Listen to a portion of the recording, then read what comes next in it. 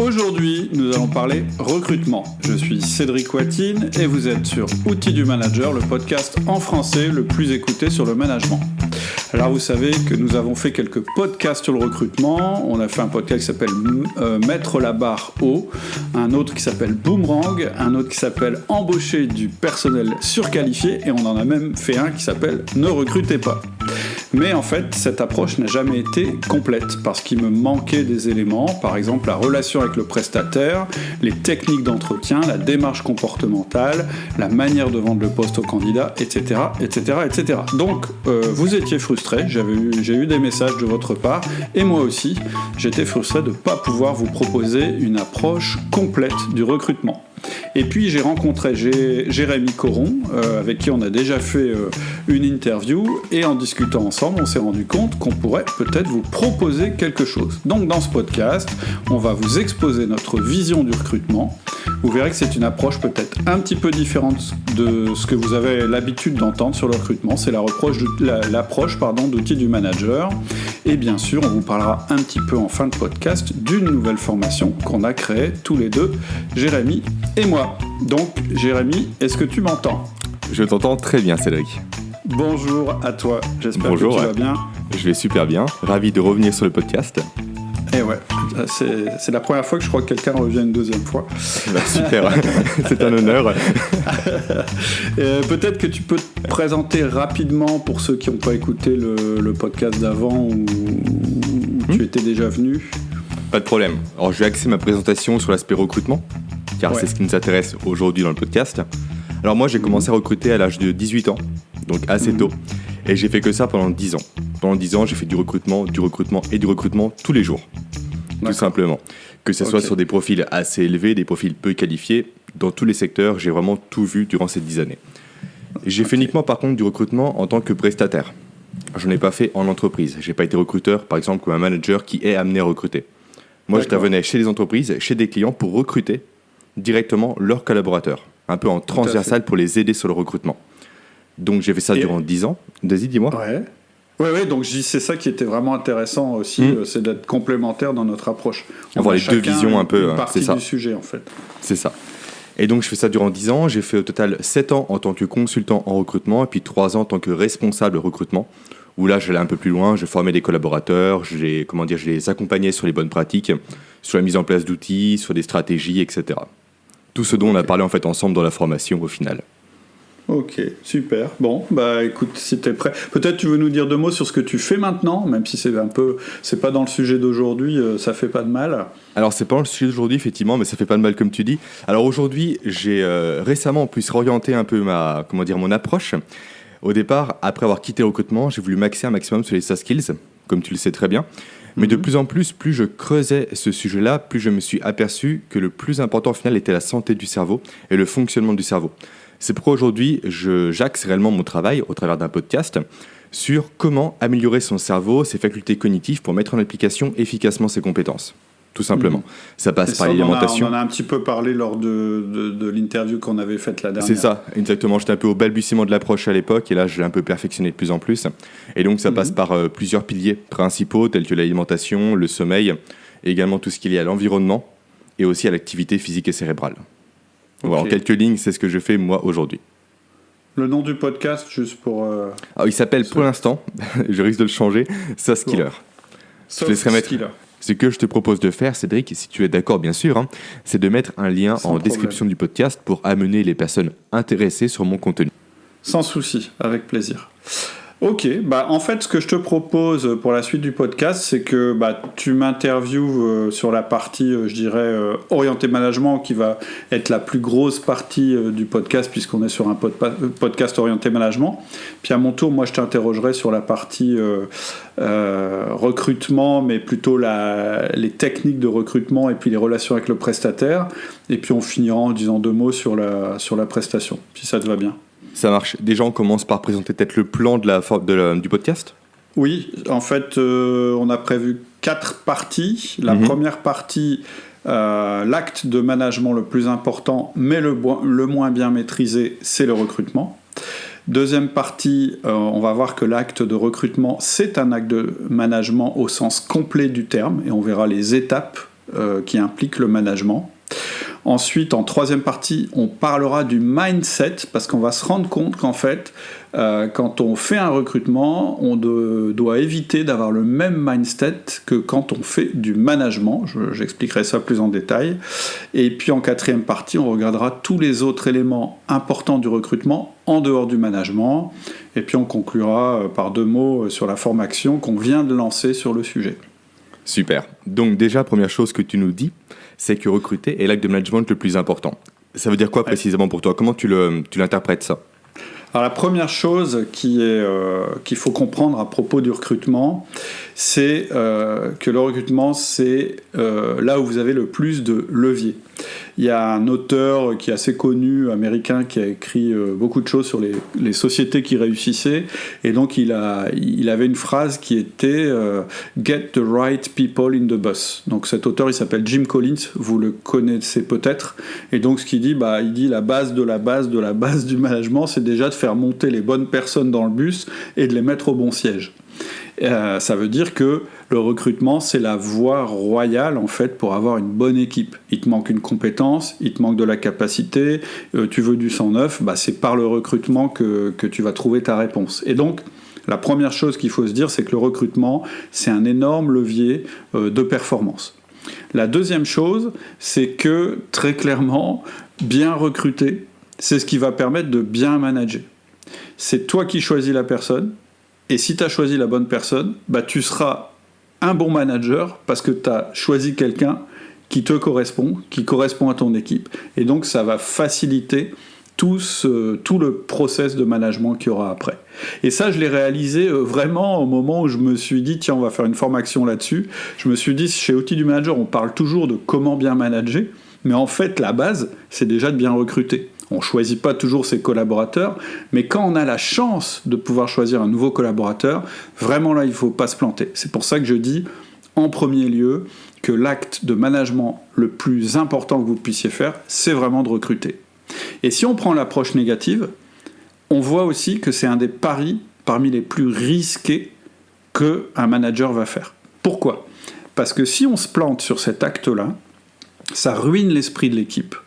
Ça génère un coût énorme pour l'équipe, à la fois moral mais aussi budgétaire, parce que quand on recrute mal, déjà on a toute une phase d'un premier recrutement, ensuite on a tout le temps qu'on perd à essayer d'intégrer la personne alors que c'est pas la bonne personne, et puis enfin il va falloir licencier la personne et relancer un process de recrutement. Donc en fait, comme on met du temps en général à se rendre compte qu'on a mal recruté, on va amplifier encore le phénomène coût et le phénomène négatif sur l'équipe. Donc c'est vraiment, moi j'appelle ça, j'ai une expression, c'est un mauvais recrutement, c'est l'enfer sur terre, quoi. C'est vraiment le truc, si vous vous plantez, c'est extrêmement, extrêmement grave. Donc ça, c'est l'approche négative pour montrer que c'est un acte de management extrêmement important. C'est de démontrer que si on se plante, ça a des conséquences négatives, elles aussi, très importantes.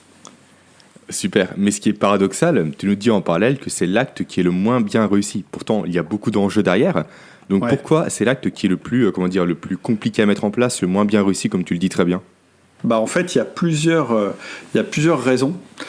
J'en vois 3. La première, c'est que c'est quelque chose qu'on ne fait pas souvent. La deuxième, c'est que on va dire qu'il y a un tas de méthodes qui existent, et donc c'est difficile de se fixer sur une méthode. Et la troisième, c'est que souvent, quand on recrute, on est soumis à une pression très importante. Donc je vais prendre chaque élément. La première chose, c'est que l'acte de recrutement, il est extrêmement important, et malheureusement, c'est un acte qu'on ne fait pas souvent. Donc, en général, on n'est pas très fort sur les choses qu'on ne fait pas souvent. D'ailleurs, si je prends le principe inverse, c'est-à-dire si je dis on devient très fort sur les choses qu'on fait souvent, c'est exactement le principe d'outil du manager. C'est-à-dire que le principe d'outil du manager, c'est de mettre en place des outils simples, mais des outils qu'on va utiliser toutes les semaines, et donc on va devenir très très bon dans ces outils pour manager nos collaborateurs. C'est le principe de répétition.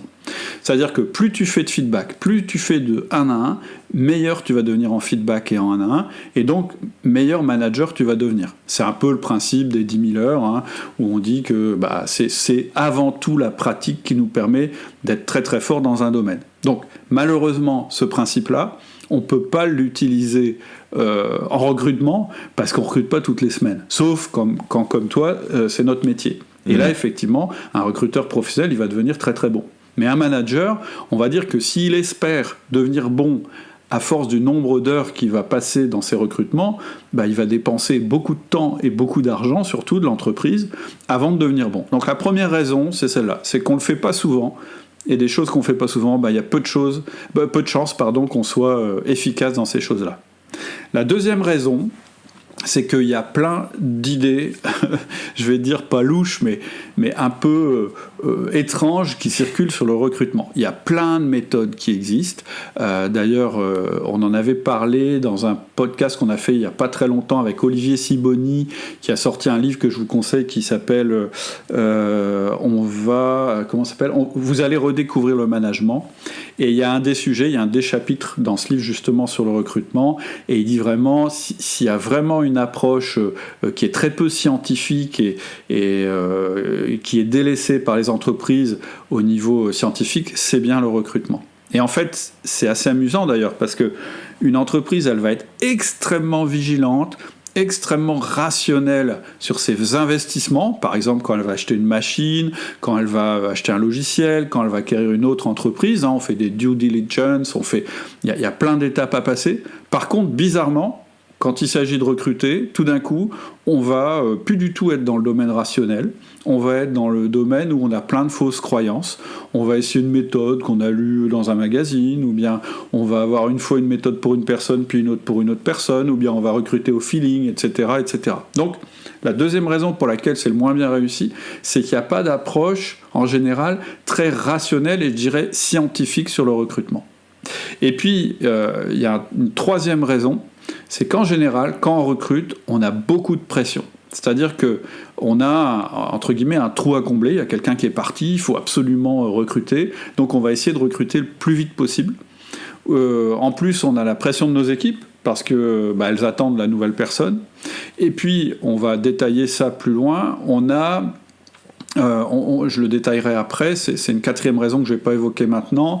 On a aussi un biais positif qui va faire qu'on va essayer absolument de trouver une personne, même quand c'est pas la bonne personne, on va essayer de la faire rentrer dans des cases où de toute façon elle ne peut pas rentrer. Mais je dirais que les trois raisons principales, c'est on ne le fait pas souvent, il y a plein de méthodes, donc on ne sait pas laquelle prendre, et souvent on ne prend pas la bonne, et enfin c'est souvent une période de pression assez forte quand on doit faire un recrutement. Et ça, c'est vraiment la bonne recette pour se planter. Et du coup, justement, comment faire pour ne pas se planter ? Quelle est l'approche à adopter ?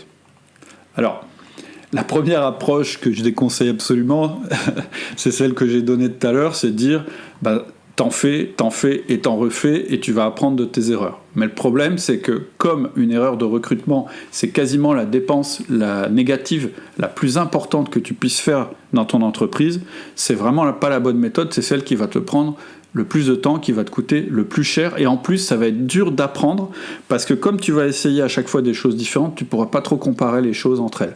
Moi malheureusement, en tant que chef d'entreprise qui trouvait pas vraiment de méthode, c'est un peu la méthode que j'ai utilisée. C'est-à-dire que moi de mon côté, ça fait maintenant une vingtaine d'années que régulièrement je fais des recrutements pour mon entreprise.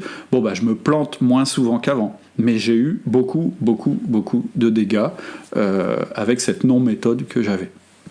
La deuxième chose, c'est qu'on se dit aussi, c'est puisque y a des gens qui sont spécialisés là-dedans, comme toi, on n'a qu'à rien faire soi-même, et je dirais tout sous-traiter, c'est-à-dire dire moi je veux une personne comme ça, et puis laisser faire le cabinet, et puis le cabinet va mieux savoir que nous comment faire. Mais il y a deux problèmes derrière. Il y a un premier problème, c'est qu'on passe complètement à côté du levier managérial, parce que moi, ce que j'ai trouvé d'extrêmement intéressant dans le processus de recrutement, c'est de faire participer mes équipes, voire de définir le poste avec mes équipes, etc. Et ça, c'est un levier managérial énorme, à la fois pour sélectionner et pas se tromper, mais aussi pour fédérer nos collaborateurs. Donc si tu sous-traites tout, t'as pas ça. Et puis il y a une deuxième raison, c'est qu'il faut être réaliste. Le cabinet de recrutement, il va peut-être réussir à trouver des profils qui correspondent sur le papier, mais il n'y a que toi qui as une connaissance profonde du poste que tu cherches à pourvoir. Et donc, tout sous-traiter, ça comporte quand même un risque qui est énorme. C'est que tu ne te sois pas compris complètement avec le cabinet qui va s'occuper du recrutement. Donc, pour moi, la bonne méthode, elle a 4 points qui sont primordiaux. Le premier point, peut-être le plus important, c'est que toi, en tant que manager, qui doit faire un recrutement, tu aies le bon mindset. Donc, la première chose, c'est de comprendre comment fonctionne un recrutement et orienter ton esprit pour adhérer aux techniques qu'on va proposer. La première chose, c'est le mindset. Et c'est, dans notre formation, on commence par là parce que c'est la chose la plus importante, et on va en parler dans une des parties de ce podcast. On va voir que c'est le mindset du recruteur, il est assez différent du mindset du manager. Le deuxième élément vachement important, c'est d'avoir le bon partenaire. J'en parlais juste avant, mais si tu te trompes de partenaire, ça va être compliqué puisque c'est à lui que tu vas confier le travail en amont des entretiens. Et puis, avoir le bon partenaire, ça veut dire aussi savoir négocier avec tes partenaires recruteurs. Moi, j'ai appris ça un peu sur le tas, et en discutant ensemble, on s'est rendu compte qu'il y avait quand même beaucoup de boulot à faire de ce côté-là. Ensuite, il faut qu'on ait le bon processus, c'est-à-dire qu'un recrutement, ça a un début et une fin, mais on va voir que le début, il est beaucoup plus en amont que de la recherche des CV, par exemple. Ça va vraiment démarrer par ton besoin dans l'entreprise, et souvent on fait plein d'erreurs déjà à ce moment-là. C'est-à-dire, par exemple, on essaye de recruter exactement la personne qui a quitté l'entreprise. Ou bien on essaye de recruter exactement le profil de poste qu'on a là dans la fiche de poste. Ou bien on n'a pas trop d'idées et du coup on recrute un peu quelqu'un et finalement on se rend compte que c'était pas la bonne personne. Donc il y a vraiment un processus pas à pas. Il démarre très en amont et puis il va jusqu'au bout, qui est l'intégration du candidat dans l'entreprise. Et puis la dernière chose qui est hyper importante, une fois qu'on a le bon mindset, le bon partenaire et le bon processus, c'est avoir les bons comportements. C'est quoi les bons comportements ? Ça veut dire, une fois que j'ai compris le mindset, une fois qu'on m'a présélectionné les bons candidats, une fois que je suis devant le candidat, qu'est-ce que je dois faire, moi en tant que manager, très concrètement ? C'est quoi ? Qu'est-ce que je dois dire ? Comment je dois formuler mes phrases, etc., etc. Et surtout, puisque je vais faire participer mes collaborateurs, comment je fais pour que eux aussi, ils aient le même type de comportement que moi, c'est-à-dire qu'on ne soit pas dissonant entre nous.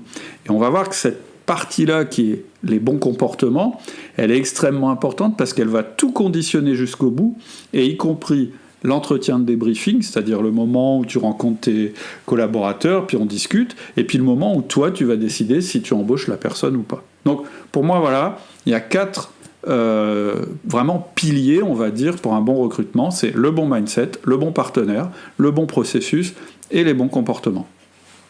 Il y a une notion que tu viens d'aborder également à l'instant qui m'a beaucoup plu lorsqu'on a échangé ensemble quand on a créé la formation. C'est le fait que le recrutement, c'est un acte de management à part entière. Est-ce que tu peux développer un peu cette partie-là qui est très intéressante et qui va intéresser, je pense, ton audience ? Oui, bien sûr. En fait, c'est un petit peu ce que j'avais commencé à expliquer là, quand j'ai parlé du processus. C'est qu'en réalité, un processus de recrutement, ça démarre pas au moment où, par exemple, on sélectionne les CV, ou au moment où le candidat est devant nous. Ça démarre beaucoup plus tôt. Et pour moi, en fait, il y a 5 grandes étapes dans un recrutement. En fait, un recrutement, on pourrait dire, c'est un projet. Un petit peu comme un chef de projet, le jour où tu dois faire un recrutement, tu deviens le chef de projet du recrutement. Et donc, tu vas avoir des étapes. La première étape, il y en a 5, donc la première, c'est avoir une préparation qui soit impliquante. Après, je vais expliquer ce que ça veut dire. La deuxième étape, c'est l'accompagnement. La troisième étape, c'est le débriefing. La quatrième étape, c'est la décision, et la cinquième étape, c'est l'intégration. Là, je parle des étapes managériales, je ne parle pas de la relation avec l'agence, de la relation avec les candidats. C'est pour expliquer en termes de management ce que ça peut t'apporter avec ton équipe existante. Parce que souvent, on insiste beaucoup quand on parle de recrutement sur 2 aspects. Le premier, c'est la sélection, et le deuxième, c'est l'intégration. Et c'est des aspects qui sont importants. Par contre, on va voir que ces aspects, ils ne sont pas suffisants. Donc, la première étape, c'est la préparation impliquante. En fait, un recrutement, avant d'être un recrutement, c'est une occasion en or qui arrive très rarement dans la vie d'une équipe. J'ai dit que c'était rare les recrutements, de rebrasser les cartes et en réalité de complètement redéfinir ton équipe. C'est complètement dommage quand par exemple tu as un départ ou par exemple tu as une surcharge de travail ou bien le besoin d'une nouvelle compétence. C'est complètement dommage de ne pas te mettre avec ton équipe et au lieu de dire « Tiens, alors qu'est-ce qu'il faut qu'on recrute ?»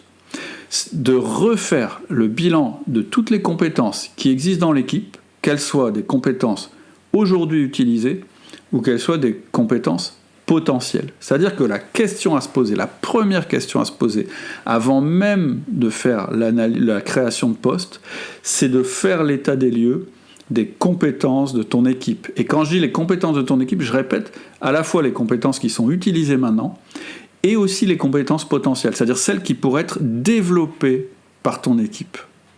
Parce qu'on va voir que le fait d'envisager quelqu'un, ça permet aussi, c'est-à-dire quelqu'un de nouveau dans l'équipe, ça permet aussi de changer les personnes qui sont dans l'équipe et ça peut être une opportunité de transformation des personnes. Donc, quand tu commences par ça, tu envoies un message à tes collaborateurs qui est la solution déjà elle est chez vous. C'est-à-dire que, moi je vais te citer un exemple que j'ai eu récemment, je sais que j'ai quelqu'un qui va quitter mon équipe, plutôt que de dire on va recruter le même profil, d'ailleurs c'était impossible parce que c'est un profil très complexe, on en a déjà parlé ensemble, eh bien j'ai dit non.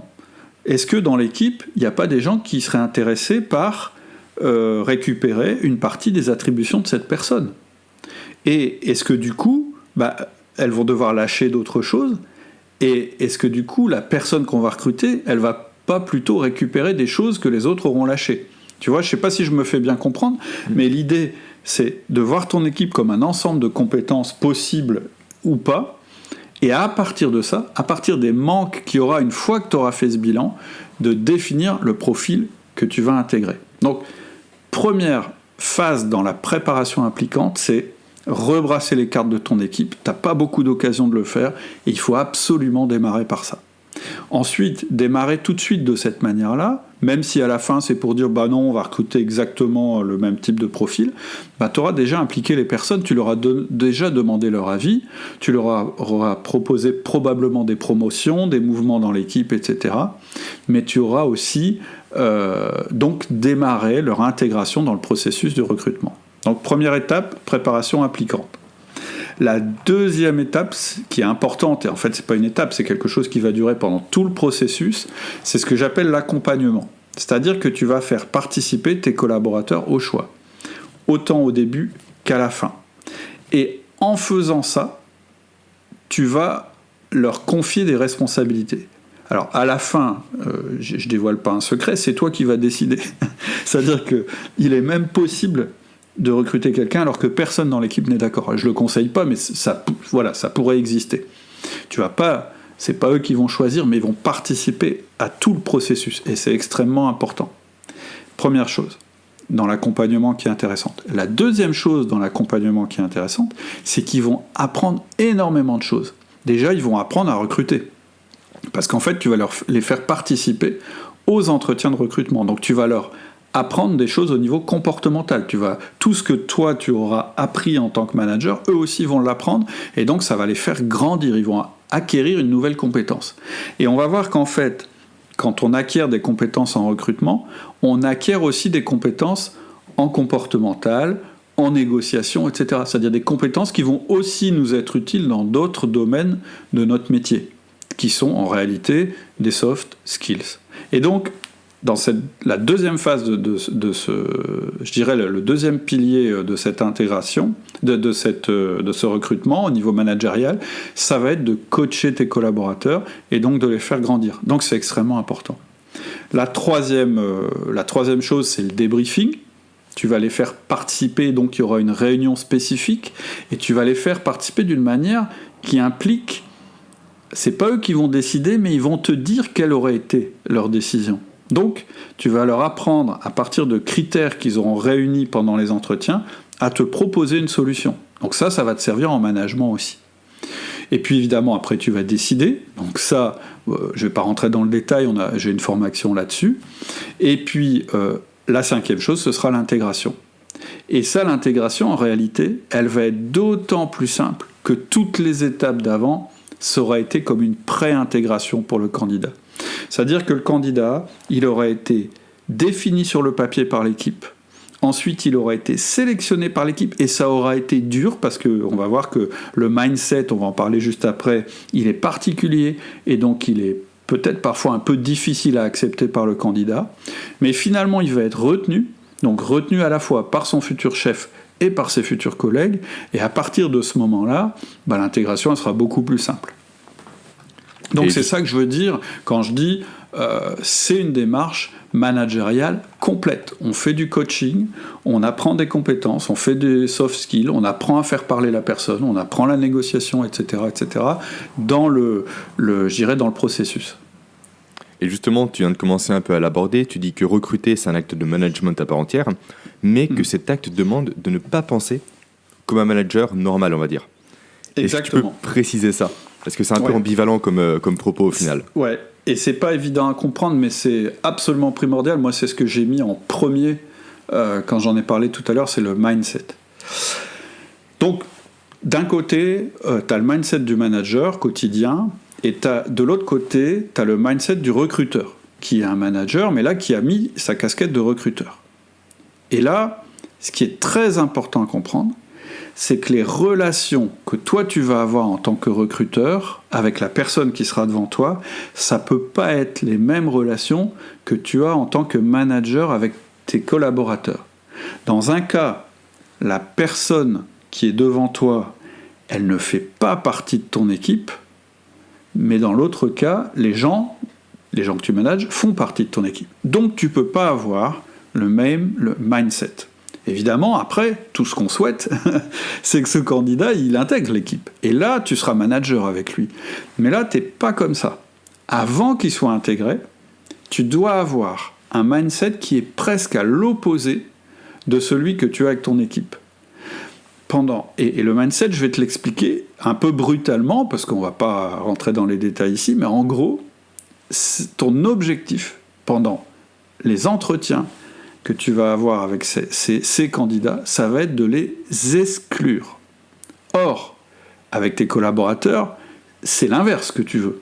Les collaborateurs qui sont chez toi, sauf si vraiment il y a un problème qu'on ne peut pas résoudre, mais l'exclusion, c'est le dernier recours du manager. Alors que l'exclusion, c'est le premier objectif du recruteur. C'est un peu dur comme manière de le dire, mais c'est vraiment ça. Et là-dessus, il n'y a pas de compromis à faire. Quand tu es dans le processus de recrutement, tu cherches à exclure plutôt qu'à inclure. C'est-à-dire que c'est une sélection. Donc, il y aura beaucoup moins de gens retenus que de gens, éjectés. Vraiment, ça, il faut le comprendre. Le deuxième point important à comprendre, c'est qu'en tant que manager, ton esprit, il est entraîné à trouver des solutions. Ça, j'en parle souvent. On est formaté comme ça quand on est manager, ça nous fait faire plein de choses extraordinaires, mais aussi ça nous fait faire plein d'erreurs. Donc en tant que manager, ton esprit est entraîné à trouver des solutions. Et là, justement, tu as un problème. Il te manque une personne. Donc, automatiquement, ton mindset se met en mode résolution de problème. Et donc, comme tu es un manager, tu vas te dire, je dois boucher ce trou le plus vite possible. Et donc, le risque, c'est que tu risques de recruter une mauvaise personne pour résoudre ton problème.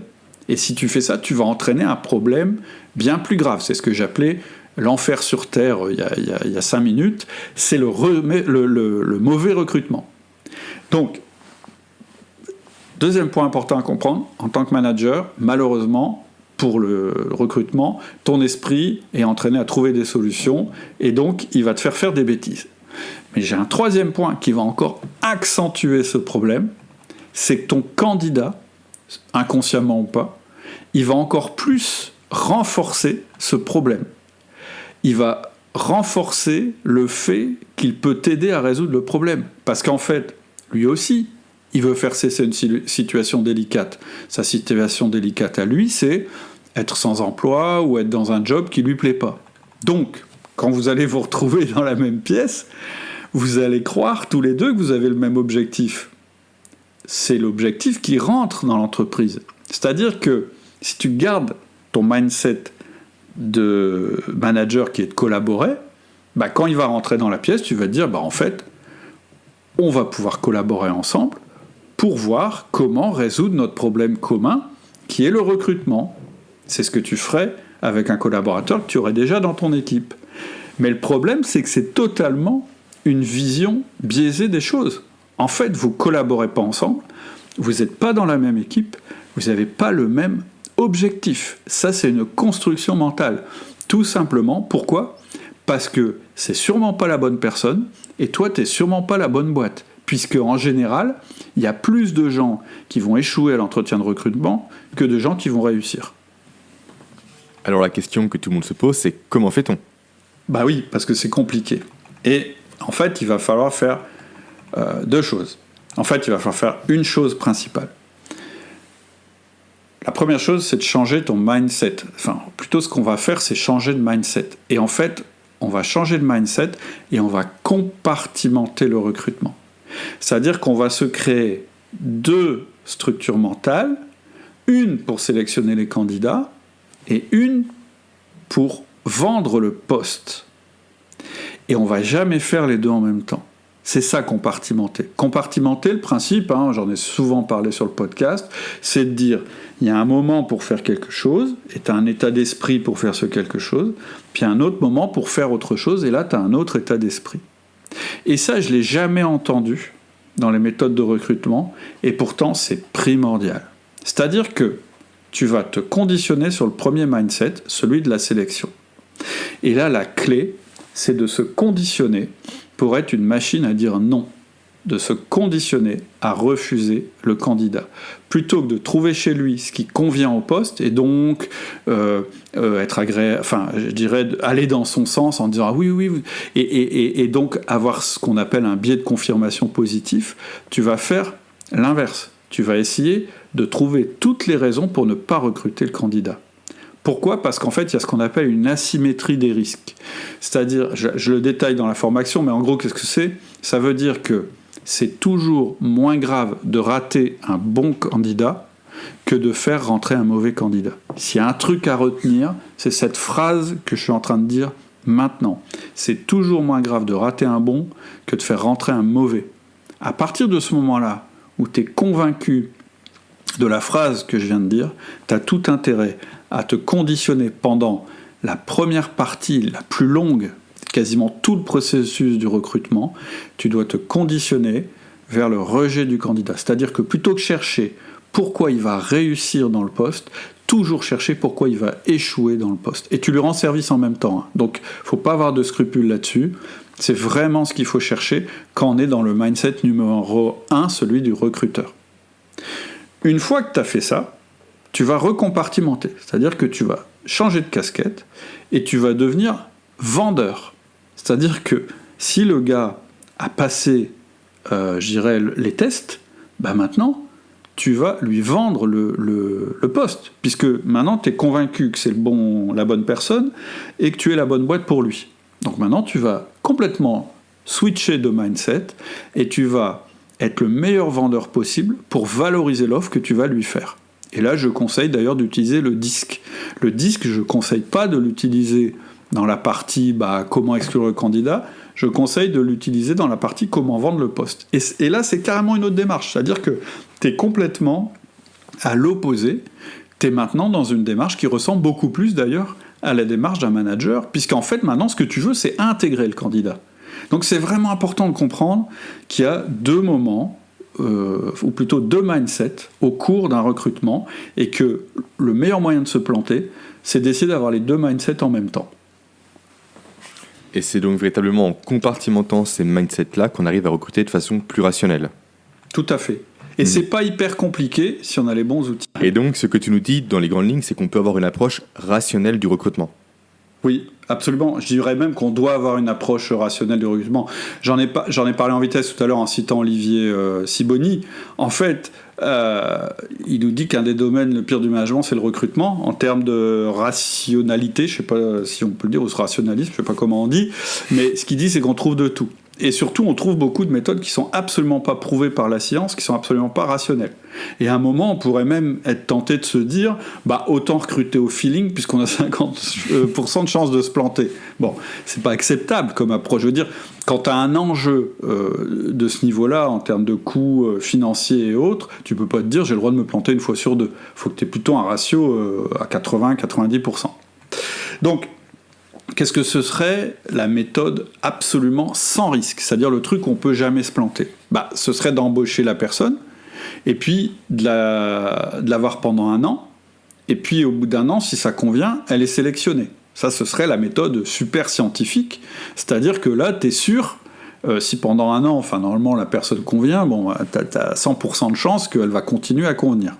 Le problème, c'est que ça va coûter un peu cher. Si tu as 25 personnes et que tu les testes pendant 1 an avant de choisir laquelle tu vas prendre, ça va coûter très très cher. Donc, qu'est-ce qu'on peut trouver comme méthode, je dirais, peut-être pas aussi fiable que celle-là, mais qui soit sur les mêmes bases? Ça va être plutôt de regarder dans le futur, de regarder dans le passé de la personne. Et la question, c'est... si cette personne a déjà réussi dans le poste que je propose, il y a quand même des chances considérables qu'elle continue de réussir dans ce poste chez moi. T'es d'accord? C'est logique. Je suis d'accord. Mais il y a un problème. Mais il y a un problème. Le problème qu'on va identifier très très vite, c'est qu'aucun poste ne se ressemble point pour point. Aucune entreprise, aucune situation, aucune équipe ne se ressemble. C'est-à-dire que si tu crois que, par exemple, sur un poste d'acheteur, tu peux comparer les postes entre eux, tu te trompes, parce que le poste d'acheteur, il peut avoir de multiples comportements, en fait, qui lui sont rattachés. Ça peut être de la négo, ça peut être de l'approvisionnement, ça peut être le fait de parler une langue, de savoir faire des négociations, etc., etc. Et ça, c'est vrai pour tous les postes. Donc, on peut regarder dans le passé de la personne, mais c'est pas suffisant, parce qu'en fait, on n'a aucune garantie que ce qu'elle écrit dans son CV est juste, mais surtout, on n'a aucune garantie qu'on parle de la même chose. Et donc, il va falloir trouver un proxy, une manière, de simuler ça. Et la seule manière qu'on a trouvée, et je pense que là, vraiment, tous les deux, ce qui est marrant, c'est qu'on est tombés d'accord tous les deux avec chacun notre expérience, c'est que la seule manière... Et c'est d'ailleurs aussi l'avis de grandes boîtes comme Google, etc. C'est l'avis d'Olivier Sibony, si j'ai bien compris. C'est la méthode comportementale. C'est-à-dire de trouver dans le passé professionnel de la personne des situations qui se rapprochent le plus du poste qu'on cherche à pourvoir. Et là, c'est ce qui fonctionne le mieux. Toutes catégories confondues, c'est confirmé par les études scientifiques, c'est la meilleure manière de faire. Donc, qu'est-ce que ça veut dire? Ça veut dire que le poste que tu as à pourvoir, tu dois l'éclater en une multitude de comportements qui correspondent au poste, et tu dois fouiller dans le passé ou dans le CV de la personne que tu as en face de toi pour retrouver le même genre de situation et vérifier que sa manière de gérer ces situations est celle qui te convient pour qu'elle puisse occuper ce poste. Donc ça élimine quasiment toutes les autres méthodes. C'est-à-dire que ça élimine par exemple les questions qui sont qu'est-ce que vous feriez si il se passait ça? Parce que ça, c'est l'imaginaire, c'est quelque chose qui ne s'est pas produit. Toi, ce que tu veux, c'est ce qui s'est produit dans le passé du collaborateur et qui se rapproche le plus possible de ce qui va se produire dans son futur s'il est dans ton entreprise. Ça va être aussi tout ce qui est question genre c'est quoi vos qualités, vos défauts, etc. Ça va être... du coup, il ne te reste plus qu'une seule chose à faire, c'est poser des questions qu'on appelle des questions comportementales. Et ça tombe bien, parce que l'approche comportementale, c'est ce fondement d'outils du manager. C'est, par exemple, sur ça qu'on a fondé le 1 à 1, le feedback, le disque. En fait, tous les outils du manager sont fondés sur l'approche comportementale. Et ce qui est amusant, je le répète, c'est que moi, ça m'a tout de suite parlé, cette approche, parce que je la pratique en tant que manager, et même je l'enseigne. Et toi, ça t'a tout de suite parlé aussi parce que tu t'es bien rendu compte dans ton vécu de recruteur que c'était quasiment la seule chose qui fonctionnait avec des bons résultats. Mhm. Exactement, c'est vraiment la seule méthode aujourd'hui qui fonctionne, pas à 100%, car ça reste de l'humain, mais qui limite le maximum de risques dans la prise de décision finale. Tout à fait. Et ça doit être le squelette, ça doit être la structure, ça doit être vraiment ce qui guide tout l'entretien. Après, évidemment, il peut y avoir des choses plus, je dirais moins scientifiques, mais le truc central, c'est vraiment ces questions comportementales. C'est-à-dire essayer de trouver dans l'histoire de la personne, dans son historique, des situations où elle a prouvé qu'elle avait les bons comportements par rapport à ce que tu attends dans le poste qu'elle va occuper. Voilà, ça clôt, je dirais, les 3 premières parties qui étaient vraiment les parties axées sur le management. Et là, on va entrer dans la 4e partie qui est la partie recruteur-prestataire. Et donc, dans cette partie, on va inverser les rôles, si tu es d'accord. Ça me va très bien.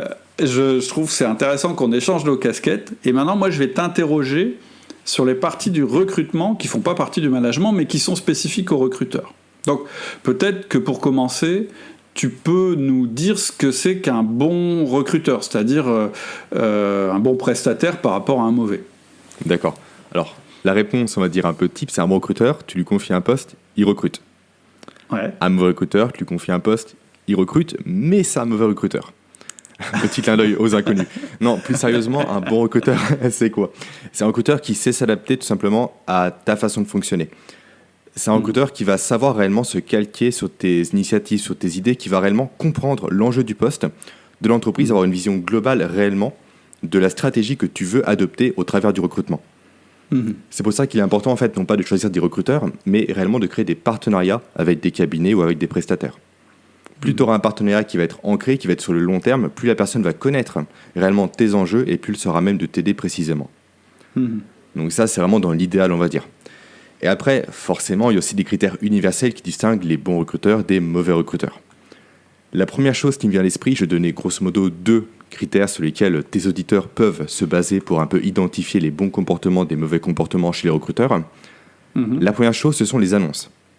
Ça peut paraître bête à dire, mais la première chose que doit faire un manager qui cherche à recruter et à déléguer ce recrutement, c'est de vérifier la qualité des annonces des recruteurs qu'il souhaite sélectionner. C'est bête à dire, mais l'annonce, c'est la porte d'entrée des candidats. Et donc une annonce qui est mal rédigée, donc soit où il manque des informations importantes, soit où sont présentes des fautes d'orthographe, soit où sont présents des critères discriminatoires, tout ça, c'est un no-go directement. Si un prestataire présente des annonces non qualitatives qu'elle met sur le marché de l'emploi, il faut tout de suite fuir ce prestataire éventuel-là. Ça, c'est la première chose. D'accord. Ensuite, la deuxième chose, il faut tout simplement poser au prestataire la question suivante. Il faut lui demander quel job board il utilise. Alors, un job board, c'est quoi ? Tout le monde ne connaît pas ce terme-là. Ce sont les outils dont se servent les cabinets de recrutement pour mettre des annonces en ligne et pour trouver des candidats qui sont en veille sur le marché. Et plus le prestataire va utiliser des job boards, on va dire, spécifiques, des job boards particuliers et précis par rapport à ta recherche, plus il sera même de trouver des candidats réellement qui vont répondre à ton besoin. Donc ça, c'est les 2 critères, on va dire, que tout le monde peut regarder facilement avec une simple question ou une simple recherche sur Internet. Ok, d'accord. Ok, donc déjà, il faut presque faire, je dirais, passer un entretien de recrutement au recruteur. C'est ce qu'on préconise dans notre méthode, dans tous les cas, c'est vraiment faire passer un processus de recrutement au recruteur. C'est sûr, il y a 5 étapes à respecter, on ne va pas les détailler maintenant, ça serait un peu trop long, mais 5 étapes qui permettent de vérifier précisément si le recruteur qu'on va choisir est qualifié ou non pour nous accompagner sur le recrutement. Ok. Ça me paraît essentiel aujourd'hui. Ok. Après, il y a un aspect qui est pas évident, je trouve, c'est la négociation avec le recruteur. Parce que on va devoir, évidemment, à un moment parler prix, conditions, etc. Mais en même temps, c'est un partenaire et on n'est pas forcément à l'aise là-dedans. C'est vrai que c'est compliqué. J'ai souvent été confronté en tant que prestataire à cette tension lorsque le prix est évoqué. Le salaire, c'est le prix, c'est 18%. Est-ce qu'on peut baisser à 15, à 16 ? À chaque fois, c'est un peu conflictuel comme situation. Et en fait, le souci des managers ou des personnes qui cherchent à faire appel à un prestataire, c'est qu'elles n'abordent pas spécialement le problème de la bonne façon. Il ne faut pas chercher à demander une réduction de prix sans proposer autre chose en retour. Il faut réellement proposer une réduction de prix dans un échange gagnant-gagnant. Si je demande une réduction de prix, c'est que moi, j'apporte également des choses qui vont faciliter la vie du prestataire. Et typiquement, c'est ce que toi, tu fais aujourd'hui. C'est ce qu'on a aussi formalisé dans la méthode de recrutement que l'on préconise. C'est le fait de donner au prestataire déjà tous les éléments nécessaires pour qu'il puisse comprendre précisément l'enjeu du poste à pourvoir et toutes les compétences attendues. Ça, c'est super important. Car en tant que recruteur, je ne calcule même pas le nombre de fois où des recruteurs, des managers, m'ont envoyé un simple petit email avec quelques missions, quelques traits de caractère un peu vagues, un peu flous, en me demandant de trouver la bonne personne à partir de ça. Et à chaque fois, c'est voué à l'échec. Faut dire ce qui est, moins le poste sera décrit, plus il y aura de risques pour le recruteur de trouver la mauvaise personne. Et donc toi, en tant que manager, si tu proposes à l'inverse un cahier des charges très précis, très détaillé, tu le présentes directement au recruteur et là tu peux négocier car tu as pré-mâché son travail en amont. Oui, donc voilà en le plus, conseil que je peux donner. C'est pas forcément sa valeur ajoutée à lui, parce que c'est vraiment toi qui sais exactement qui t'as envie de recruter. Lui, il est extérieur, c'est ce que je disais tout à l'heure, tu peux pas tout sous-traiter. C'est toi qui sais d'une part, et possible d'autre part, ça évite les allers-retours par la suite, à se passer les coups de fil, à s'envoyer des emails, à faire des visites de poste en plus. Au moins, d'entrée de jeu, tout est acté, tout est clair, tout est précis, on sait sur quoi on s'engage et on y va. Et là, on peut négocier plus facilement. Et c'est win-win parce qu'en fait, toi, tu as fourni du travail que lui n'a pas à fournir et donc ça peut faire que le recrutement, finalement, te revienne moins cher en coût externe. C'est ça. Et lui, il y a moins d'erreurs, il y a moins de temps perdu pour le recruteur aussi. C'est 100% gagnant-gagnant comme démarche. Ok, super. Ce que j'ai trouvé aussi vraiment intéressant dans notre collaboration, c'est un autre aspect aussi, à celui-là qui est vraiment, vraiment sympa, c'est toutes tes méthodes de recruteur, parce qu'en fait, ça, c'est des trucs qui sont pas connus des managers. C'est des trucs que tu as pu lire à droite à gauche, mais j'ai trouvé que ce qui était intéressant, c'est que toi, un petit peu comme moi je l'ai fait dans ma partie management, toi, tu as réuni des espèces de bonnes pratiques, ou plutôt des bons comportements qu'il faut avoir quand on a, par exemple, quand on a le candidat devant nous. C'est vrai qu'il y a plusieurs outils que j'ai pu élaborer au fur et à mesure de mes entretiens et de mes échecs surtout. C'est grâce à ça que j'ai appris, notamment la méthode SCORE, dont j'ai déjà parlé dans le podcast précédent qu'on a fait ensemble, qui est une méthode qui permet tout simplement de vérifier la véracité d'une réponse apportée par un candidat. Également, on a parlé ensemble dans la formation de la grille AME, qui est une grille en fait qui permet de factualiser et de rendre réellement, précise l'évaluation d'un candidat sans se faire biaiser par les différents biais cognitifs que l'on peut rencontrer et dont tu as déjà parlé. Et aussi certaines questions toutes bêtes qui permettent facilement de relancer le candidat. J'en ai un panel assez large, dont les questions miroirs, qui sont vraiment mes questions préférées. C'est une question toute bête, en fait, tout simplement, qui consiste à répéter la fin de la phrase d'un candidat pour l'inciter à développer ses propos. Ouais. Typiquement, face à toi, tu as un candidat qui te dit grâce à cette action-là, j'ai développé mon chiffre d'affaires. Toi, tu veux avoir plus d'informations. Tu répètes tout simplement, vous avez réussi à développer votre chiffre d'affaires. Et là, tu laisses un silence. Et forcément, le candidat va vouloir compléter ce silence-là en complétant sa réponse. Donc ça, c'est une super technique toute simple à mettre en place pour questionner les candidats. Ouais, moi alors je confirme, ça marche super bien. J'ai essayé, j'ai d'ailleurs essayé dans d'autres contextes que celui de recrutement et ça marche très très bien. Mais dans le contexte du recrutement, c'est vraiment bien parce que en plus ça nous évite de projeter sur le candidat notre désir qu'il réussisse à l'entretien. Je rappelle le mindset. Vous allez avoir beaucoup de mal à pas, sans le vouloir, indiquer dans quelle direction vous voulez que le candidat aille. C'est vrai que, comme tu dis, les recruteurs cherchent à trouver des solutions à tout prix. Ils sont quasiment formatés pour ça. Le cerveau pense solution, solution, solution. Et le problème avec ce biais-là, parce que c'est encore un biais, encore une fois, c'est le fait qu'on va chercher à faire dire des choses aux candidats, que nous, on veut entendre, tout simplement. Et ça s'appelle des questions orientées. Et énormément de recruteurs, même des recruteurs un peu aguerris, en posent. Donc, il faut vraiment se détacher de ça. Une question orientée, c'est quoi ? Par exemple, on dit au candidat, si je suis bien compris, vous avez fait preuve d'autonomie durant votre poste. Ouais. Ça, c'est une question orientée. Le candidat ne va jamais dire non. Il ne va pas dire non, j'étais complètement dépendant de mon hiérarchique. Il va dire oui, forcément, j'ai été autonome. Vous cherchez c'est le piège. C'est ça, vous cherchez à évaluer l'autonomie, à vérifier que la personne a de l'autonomie, et vous lui demandez de dire oui à une question que vous lui posez. Ça, voilà, c'est un gros piège dans lequel on tombe facilement. Très facilement. Oui, puis on tombe là aussi parce que quand on est en face de quelqu'un, on fait preuve d'empathie, on a envie qu'il réussisse, mais c'est une erreur. C'est une erreur. On rend service à personne quand on fait ça. On est bienveillant envers la personne, oui. Et c'est vrai que les questions miroirs, c'est tout bête, hein, mais une fois qu'on a appris ça, et comme dans le guide c'est écrit, etc., donc on a le réflexe de le faire, mais c'est incroyable, ça marche super bien, quoi. Alors après, il y a un autre aspect aussi, qui est moins rigolo, en tout cas pour moi, et que je connaissais pas du tout, en fait, c'est toutes les contraintes légales autour du recrutement, et là, c'est facile de faire des erreurs, quoi. On n'est pas bien informé. Des erreurs qui peuvent engendrer des pénalités préjudiciables. Effectivement, il y a plusieurs erreurs que l'on peut faire. Déjà, je pense à la discrimination. La discrimination, c'est une erreur qu'on fait très facilement sans se rendre compte. Aujourd'hui, les critères discriminatoires sont très stricts et très précis. Typiquement, je prends le cas de l'annonce d'emploi. Il faut savoir que sur une annonce d'emploi, si on met port de charge lourde, c'est discriminatoire. D'accord. Voilà, ça c'est discriminatoire. Pôle emploi fait sauter l'annonce. Pourquoi ? Parce que ce terme-là induit directement que la personne ne peut pas exercer le métier si elle ne peut pas porter des charges lourdes. Donc c'est propre à la personne. C'est la personne qui fait défaut tout simplement, au travers de ce terme-là. Donc il faut le formuler différemment. Il faut dire que le poste nécessite du port de charges lourdes. Ouais. C'est un petit détail qui se joue à pas grand-chose, mais qui permet d'éviter de se faire sauter son annonce sur Pôle emploi. Je sais que beaucoup de managers mettent leurs annonces en ligne sur Pôle emploi, donc évitez de les faire sauter. Déjà que ça prend du temps à faire, donc évitez ça. Et ensuite... Ouais, vas-y, je t'en prie. Pardon. Et ensuite, l'autre élément qui vous concerne potentiellement plus, vous les managers, ce sont les contrôles de référence. Il faut savoir que les contrôles de référence, ce n'est pas une action qui est anodine, on n'appelle pas un ancien employeur comme si de rien n'était. Il y a des contextes à respecter, il y a des règles à respecter, il y a un cadre à respecter. Il faut notamment faire signer une décharge au candidat pour s'assurer qu'il est bien d'accord, qu'il nous autorise bien à appeler son ancien employeur. Et ça, si on ne le fait pas, si le candidat porte plainte par la suite, il peut y avoir des pénalités financières au niveau de l'entreprise. Ouais, c'est donc, important. C'est pas la partie la plus rigolote, mais... C'est peu connu, mais c'est important, effectivement. Après, on parle également de RGPD, de confidentialité. Ouais.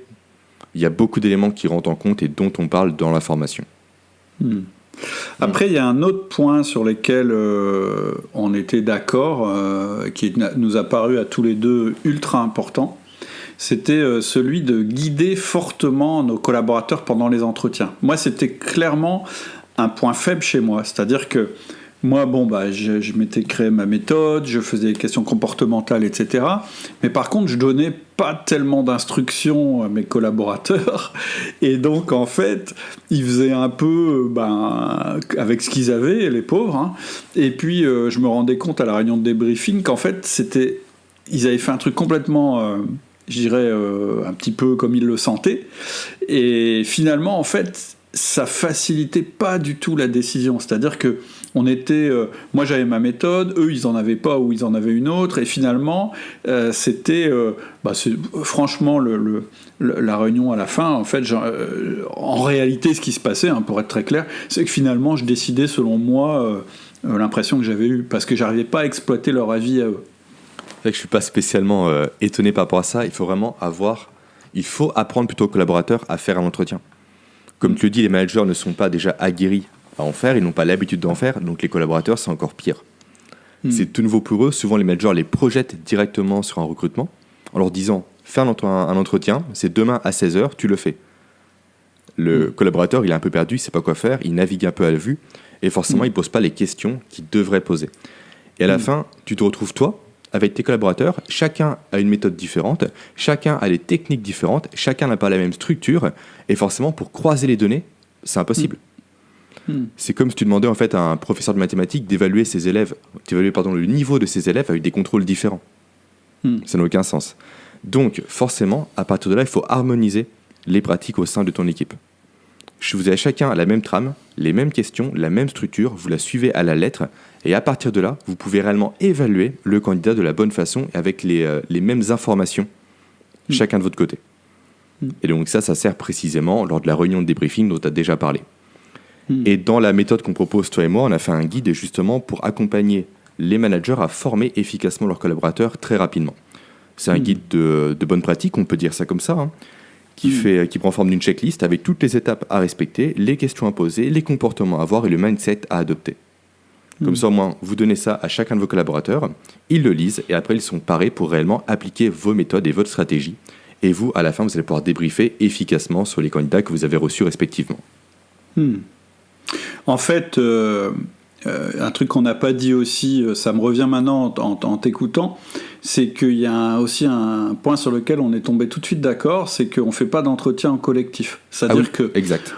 On se met pas tous à 5 devant le candidat à lui poser des questions, mais on fait de manière successive. C'est-à-dire que c'est des 1 à 1, pas dans le sens managérial du terme, mais quand même, chaque collaborateur qu'on va impliquer dans la démarche va faire passer un entretien de recrutement au même candidat et avec la même structure. C'est que comme ça qu'on arrive à avoir une vision du candidat complète, en fait, selon les critères de chacun, mais avec une méthode qui est commune. Et c'est vrai que ça marche beaucoup mieux. Et sans déstabiliser le candidat aussi. Il y en a qui sont un peu plus timides que les autres, et quand tu as 3 personnes face à toi, c'est très compliqué. En plus, chacun veut tirer la couverture à soi dans un recrutement. Ouais. Donc, ou l'inverse, veut s'effacer par rapport aux autres. Tout à fait. Tu as tous les tempéraments, et donc finalement... Et puis, en plus, il s'en dégage rien de clair. C'est-à-dire que ce qu'on va demander à chacun des collaborateurs qui ont fait passer les entretiens en candidat, à la fin, c'est leur décision. C'est-à-dire qu'on va les mettre, toi, tu le recruterais, oui, non. Or, quand on a vu un candidat en groupe, ce qu'on va essayer de faire, c'est d'essayer de dégager une opinion commune. Et ça, on veut pas. En fait, on veut que chacun ait son opinion. On a une méthode pour ça, mais chacun a son opinion, et chacun va devoir dire son opinion devant toi avant que tu prennes ta décision. Comme ça, tu auras beaucoup plus de critères pour prendre ta décision que si ça avait été une discussion informelle juste après l'entretien en disant « Bon alors, qu'est-ce que t'en penses ? Ouais, il a l'air pas mal. Ouais, mais t'as vu, il y a ça. » Enfin, moi, j'ai fait ça des dizaines de fois. En fait, ça sert à rien. Ça sert à rien. Alors que la méthode où chacun donne vraiment son opinion sans être influencé par les autres, ou un minimum, encore une fois, c'est beaucoup plus rationnel, cette manière-là de faire. Et plus que son opinion, c'est un avis tranché que va donner la personne, c'est oui ou non. C'est pas peut-être, c'est oui ou c'est non. Point barre. Tout à fait. Oui, non et pourquoi. Et là, on guide la personne et elle a des critères pour dire pourquoi, elle dit les points de vigilance. Enfin, je veux dire, c'est vraiment une méthode construite qui met toutes les chances de notre côté. Ok, bon, on en a dit déjà pas mal sur la chose. Peut-être qu'on peut conclure, si tu es d'accord, à moins que tu aies des choses à ajouter par rapport à ça. Non, tout me paraît bien, on peut conclure. Ça fait déjà 1 heure qu'on parle ensemble, donc ouais. On va pas trop encore charger le podcast. Non, et en fait, de ces réflexions, de nos techniques qu'on a chacun l'un et l'autre, qu'on a mis ensemble, on a créé, est née une formation qui s'appelle Recruteur d'élite, et où vraiment on donne pas à pas toutes les étapes de A à Z, et je le dis, on part très très en amont et on s'arrête juste avant l'intégration du candidat parce que c'était pas le sujet. Et on part vraiment du début, avant de contacter le prestataire et même d'avoir fait la fiche de poste. Je décris le processus de discussion avec les collaborateurs en amont et comment brasser les cartes avec eux, etc. Et on va jusqu'au bout, y compris en allant jusqu'à la manière de vendre le poste au candidat, avec les 2 mindsets. Et puis on explique tout, c'est-à-dire comment on fait un refus à un candidat, comment on met un candidat en attente, etc. etc. Je pense qu'on a vraiment fait une formation ici qui est très détaillée, qui est pas à pas et qui respecte les principes qu'on a vus dans ce podcast. Le but du podcast ici, si vous décidez de pas prendre l'information, ce que je comprends tout à fait, mais c'est déjà de vous donner les grands principes, l'état d'esprit dans lequel vous devez faire vos recrutements. Ensuite, si vous voulez être sûr de ne pas vous planter, si vous voulez gagner du temps, et je dirais même, en rigolant, ce qu'on se disait, c'est que de toute façon, même le coût de la formation, il va être immédiatement absorbé à votre premier recrutement, parce que ce que vous aurez préparé grâce à la formation, finalement, ça va vous permettre de négocier beaucoup mieux votre contrat avec le prestataire. Donc, on vous donne vraiment un truc qui est global. On a préparé des checklists, on a préparé un guide, on a même le guide des questions à poser en entretien. Tout à fait. On a les checklists, tout ce qu'il faut prévoir avant l'entretien. On a le guide d'entretien. Enfin, je pense qu'on a vraiment fait une approche détaillée, mais qui respecte les principes, à la fois tes principes en tant que recruteur chevronné et les principes d'outils du manager. Donc pour moi, c'est vraiment une formation majeure d'outils du manager, mais encore une fois, le but du podcast, c'est pas de la détailler, mais plutôt de vous donner les bons principes. Donc, si vous voulez aller plus loin, je mettrai en description le lien pour aller vers la formation, ou bien si vous ne trouvez pas le lien, vous pouvez toujours aller sur le catalogue sur le site www.outildumanager.com et là vous choisissez la formation RDE, recruteur d'élite, et vous aurez un descriptif plus complet. Et si vous faites vite, je ne sais pas quand vous écouterez ce podcast, là on est le 18 mai 2020, c'est la semaine du lancement de la formation, donc elle est accessible pour quelques places encore à un prix réduit, puisque je suis en train d'uploader tous nos modules, là on a terminé, mais je upload tous les modules au fur et à mesure de la semaine. Je vais probablement uploader le module numéro 2 aujourd'hui. Voilà, donc je vous souhaite de grandes réussites dans vos recrutements. Et puis Jérémy, je te remercie infiniment. C'était un partenariat intéressant. Et puis qui sait, je te donne rendez-vous peut-être pour une 3e interview dans avec grand plaisir. Et une chose que j'aimerais rajouter avant de partir, c'est par rapport à la formation. On prend un exemple concret avec Cédric. On prend le cas de Jean-Paul. Ah oui, c'est tout vrai. Au long de la formation que l'on va suivre. Donc on va voir l'évolution de Jean-Paul qui part à la retraite et comment on va le remplacer. Histoire de vous projeter encore plus dans les démarches et vraiment concrétiser les informations qu'on va vous transmettre à travers de la formation. Ouais, c'est vrai, j'avais oublié ça. Le fameux cas Jean-Paul. On remplace Jean-Paul. C'est ça. Il a mérité sa retraite. Allez, très bonne semaine à toi. À toi aussi. À très bientôt. À très bientôt.